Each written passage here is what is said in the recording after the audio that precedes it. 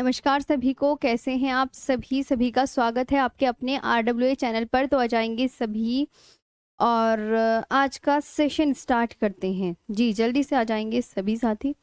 आज हम पढ़ेंगे सिंधु की सहायक नदियां वगैरह तो हो गई थी, जितने भी हैं दाएं तट की बाएं तट की। गुड इवनिंग एवरीवन, कैसे हैं आप सभी?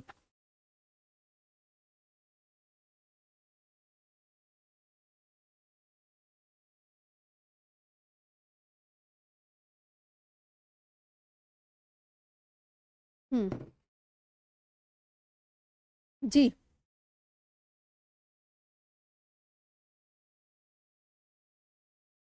चलिए तो स्टार्ट करें आज का सेशन। कैसे हैं आप सभी? जल्दी से आ जाएंगे और बहुत अच्छे से आज का सेशन स्टार्ट करेंगे।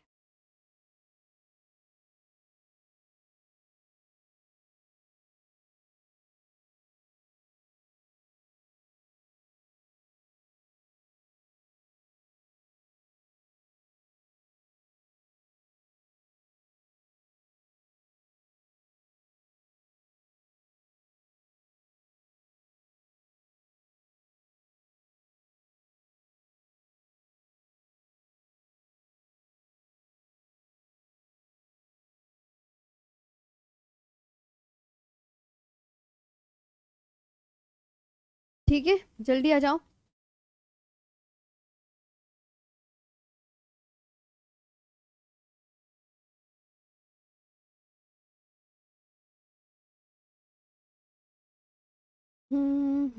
चलो तो स्टार्ट कर देते हैं, इतने आप आ ही रहे हो। हम्म। हाँ जी, देखिए ये है पंचनद। ध्यान देंगे सभी साथी।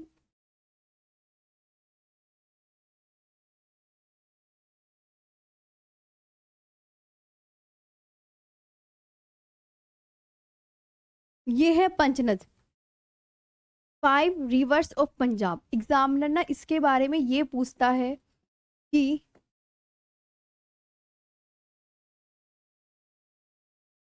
5 रिवर्स ऑफ पंजाब, ठीक है, 5 रिवर्स ऑफ पंजाब की पंजाब की पांच मतलब पंचनद नदियों में कौन कौन सी नदियां शामिल हैं। एग्जामिनर आपसे ये पूछेगा कि पंचनद नदियों में कौन कौन सी नदियां शामिल हैं। पंचनद नदियों में कौन कौन सी नदियां शामिल है, एग्जामिनर ये पूछेगा।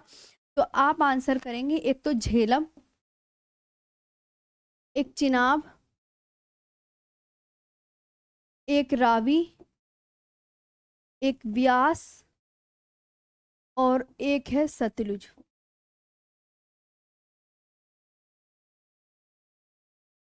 ये आपको याद रखनी है। झेलम, चेनाब, रावी, व्यास और सतलुज। ठीक है, ये आपको याद रखनी है। ठीक, और एक इंपॉर्टेंट बात कि सिंधु नदी अपना मुहाना कहाँ बनाती है। सिंधु नदी अपना मुहाना कह दो, है ना। यानी मुहाने का मतलब होता है कि नदी अंतिम रूप से जल कहाँ गिरा रही है। कि अंतिम रूप से सिंधु नदी अपना जल कहाँ गिरा रही है? अरेबियन सी में, अरब सागर में। तो सिंधु नदी अपना मुहाना अरब सागर में बनाती है। अरब सागर में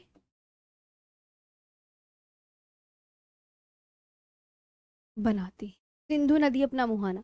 Indus river discharge its water, Indus river discharge its water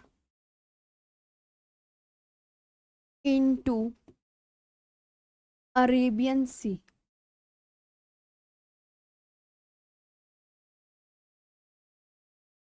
ठीक है। अब आप दूसरी बात करेंगे सिंधु नदी जल समझौते की। सिंधु नदी जल समझौता।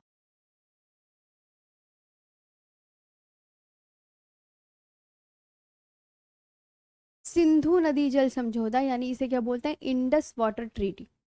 ठीक है, Indus water,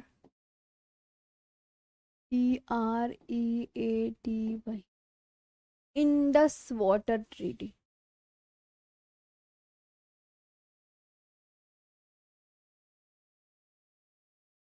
Indus water treaty यानी इसमें जो पूर्वी नदियां हैं,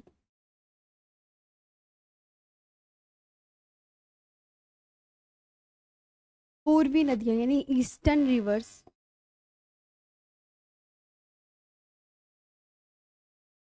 ईस्टर्न रिवर्स, ध्यान देंगे कौन कौन सी है। सबसे पहले तो आपको ये याद रखना है, ये जो जल समझौता हुआ था ये कब हुआ था। सिंधु नदी जल समझौता हुआ था 1960 में। कब हुआ था सिंधु नदी जल समझौता? 1960 में। इसमें ये कहा गया था कि 20% पानी भारत को और शेष 80% पानी पाक को।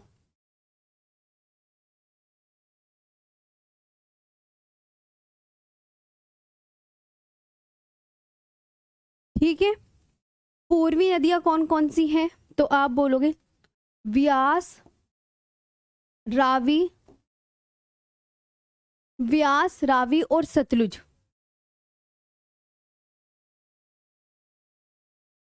भारत के हिस्से में।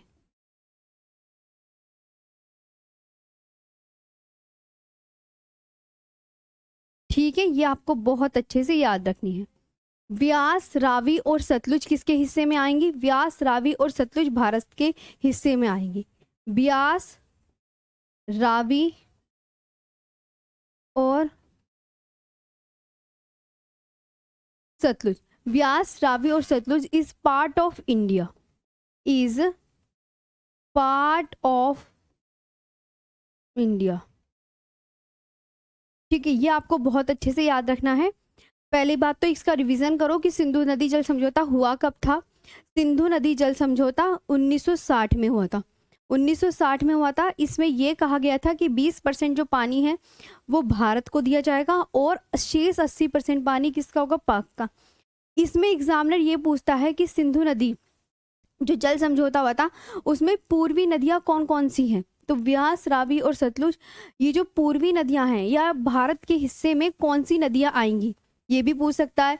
तो इसमें से आपको याद रखना है व्यास और रावी और सतलुज भारत के हिस्से में आएगी। ठीक है, और इस एग्जामिनर ये पूछेगा जो पश्चिमी नदियां हैं। अब आती हैं पश्चिमी नदियां।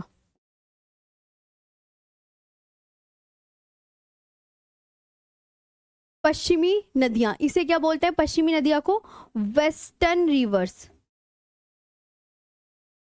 वेस्टर्न रिवर्स, ये जो वेस्टर्न रिवर्स हैं ये किसके हिस्से में आएंगी? तो सिंधु, चिनाब, झेलम, पाक के हिस्से में।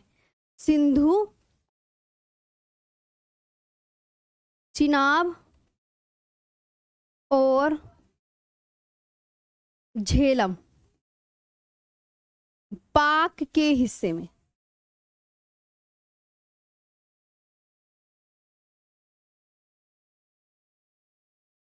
ये किसके हिस्से में आएंगी? पाक के। सिंधु, चिनाब, झेलम पाक के हिस्से में। Indus, Chenab and Jhelum, Indus,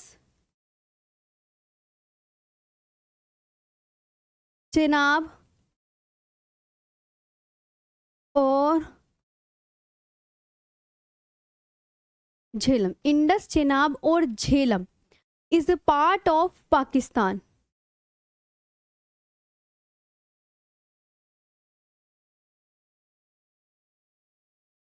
समझ आए? यहाँ पे मैंने आपसे बोला कि जो पाकिस्तान के हिस्से में जो 3 नदियां आएंगी उनके नाम याद करने हैं। ध्यान से सुनो, पाकिस्तान के हिस्से में जो 3 नदियां आएंगी उनके नाम याद करने हैं, सिंधु, चिनाब और झेलम, है ना। और पूर्वी नदियां यानी व्यास, रावी और सतलुज ये भारत के हिस्से में आएंगी, ये वाले नाम याद करने हैं। और सिंधु नदी जल समझौता कब हुआ था? ये सन याद रखना है 1960 में। 20% पानी भारत को और शेष 80% पानी किसका हो जाएगा? तो आप बोलोगे पाक को दिया जाएगा। ये हो गया। ठीक। इसके बाद ही सिंधु नदी में एक और बात है।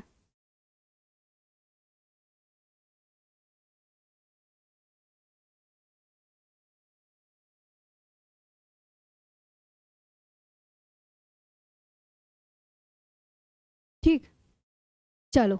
अब इसी में एक सिंधु नदी में इनके दोआब भी बनते हैं, है ना? तो दोआब भी एग्जामिनर पूछ लेता है। दोआब,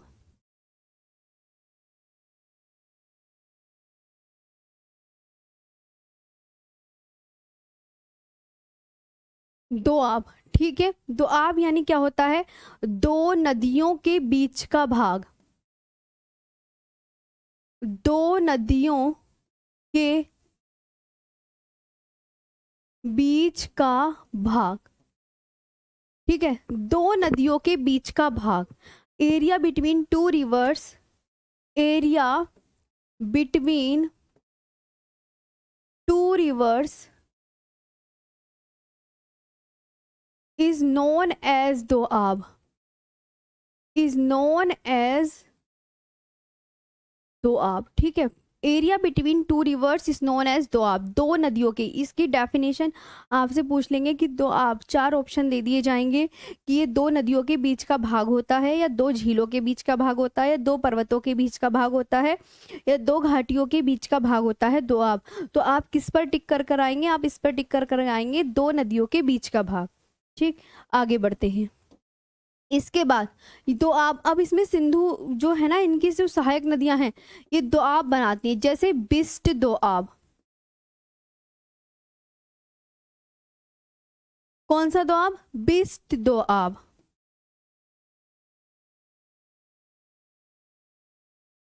बिस्ट दोआब जो है ये किन दो नदियों के बीच होगा?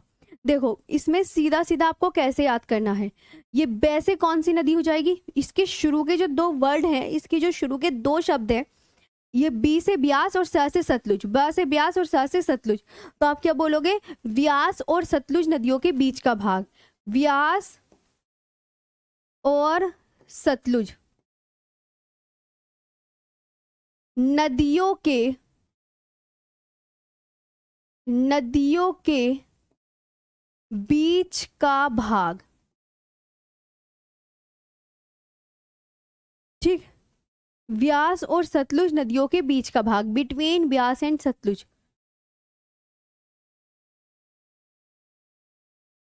ब्यास एंड सतलुज, ठीक है। बिस्ट दोआब ये हो गया। अब आता है नेक्स्ट बारी दोआब। ये भी पूछे जाते हैं क्योंकि सिंधु की सहायक नदियों के बीच में है ना, तभी मैं इसी के साथ ही आपको लिखवा रही हूं। बारी दोआब, बारी दोआब ब्यास और रावी नदियों के बीच का भाग। ये ब्यास है और रैसे रावी नदियों के बीच का भाग, ठीक है। ब्यास और रावी नदियों के बीच का भाग, between Beas and Ravi reverse.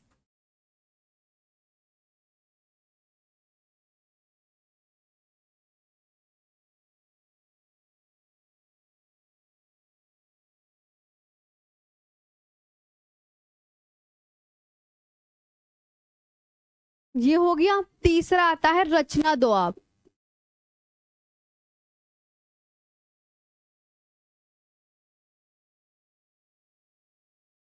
तीसरा कौन सा है? रचना दोआब।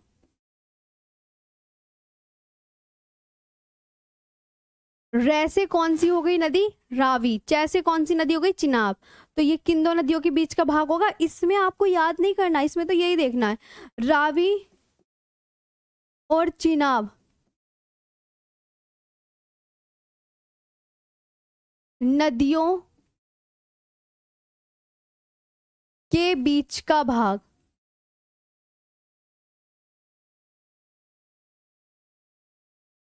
ठीक है। Between Ravi and Chenab reverse.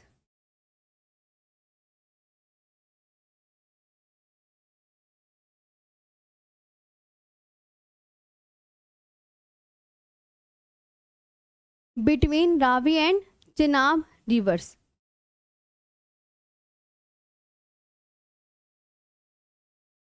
इसके बाद थर्ड आता है चज दोआब, थर्ड नहीं फोर्थ।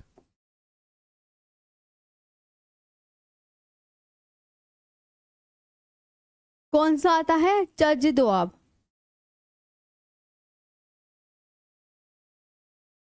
चज दोआब, चिनाब और झेलम नदियों के बीच का भाग।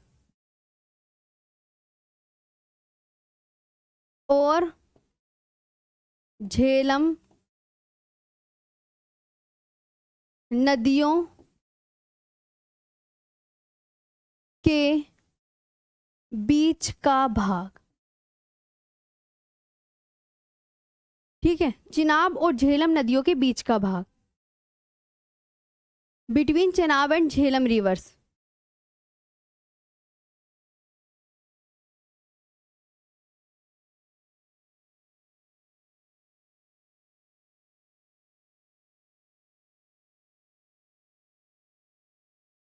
ठीक है, ये आपको याद रखना है। अब एक आता है सिंध सागर दोआब। सिंध सागर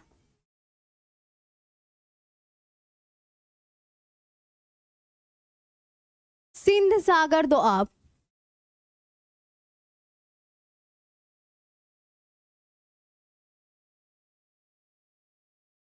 सिंध सागर जो दोआब है वो झेलम और सिंधु नदियों के बीच का भाग है, मतलब दो नदियों के बीच का भाग है।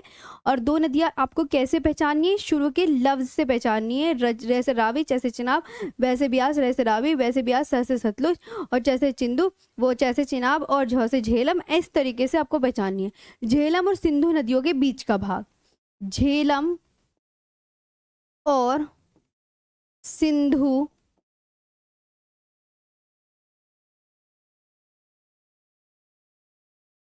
नदियों के बीच का भाग। ठीक है, झेलम और सिंधु नदियों के, between Jhelum and Indus river.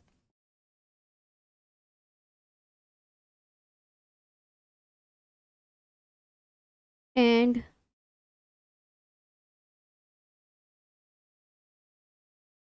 Indus reverse. ये आपको याद करनी है। सारे द्वाब आपके पता चल गए। अब हम इसकी सहायक नदियों के विषय में बात करेंगे।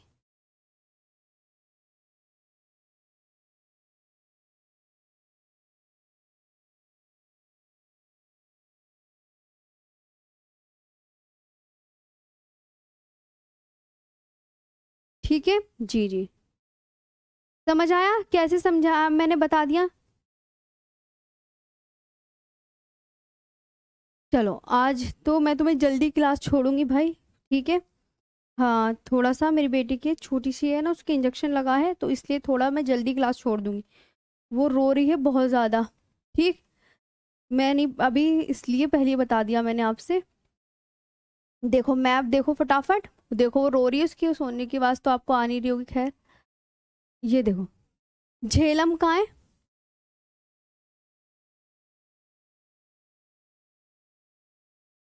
ये, ठीक है, ये है झेलम। बस मैं 30 मिनट ले रही हूँ क्लास। उसके लगा है इंजेक्शन, वो बच्चों के लगते नहीं है टीके, वो लगे हैं, तो उससे परेशान हो रही है आज। वो देखो कितनी रो रही है, आज तो बहुत परेशान कर रही है। झेलम, ये नदी है झेलम।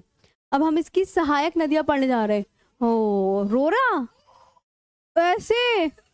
ओ अस, ना ना ना, चुप चुप चुप। चलो चलो बच्चों, आज आज मना कर देंगे, बच्चों से नहीं पढ़ाएंगे। आजा आजा, अभी आ रही मना करके।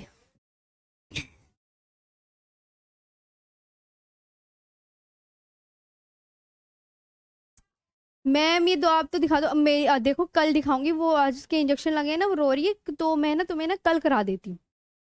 हम्म, वॉइस प्रॉब्लम हो रही है मैम। हाँ, इतना डीप ही पढ़ना है, हाँ। हाँ, वो उसकी बेटी के इंजेक्शन लगाए ना, वो लगते हैं टीके छोटे बच्चों के, जो तो 3 लगे हैं, एक यहाँ पे लगा है, 2 पैरों में लगे हैं, तो इसलिए परेशान हो रही है। अब मैं कल पढ़ाती हूँ आपको। हाँ, वो छोटू है, 2-3 महीने की, लाइट की वजह से नहीं दिखाती ना, बड़ी होगी तब दिखा दूंगी, चलो है ना। हाँ हाँ। चलो आज के लिए इतना ही, थैंक यू। आपने मेरी बात समझी। मैं आपको कल एक्स्ट्रा पढ़ा दूंगी, जैसी वो ठीक होती है 1-2 दिन में। वो फीवर वगैरह भी है ना। छोटू सी थी वो, 3.5 महीने का, जो इंजेक्शन नहीं लगते वो टीके एक यहाँ पे लगता है, यहाँ पे पैरों में, दोनों पैरों में यहाँ पे। इसकी वजह से, ठीक। कल कराती हूँ, थैंक यू।